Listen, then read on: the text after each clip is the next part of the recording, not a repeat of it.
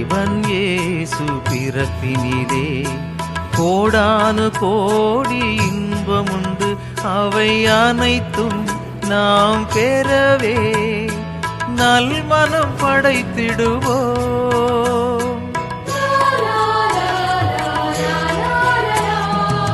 இறைவன் இயேசு பிறப்பினிலே கோடானு கோடி இன்பமுண்டு, அவை அனைத்தும் நாம் பெறவே நல்மனம் படைத்திடுவோம்.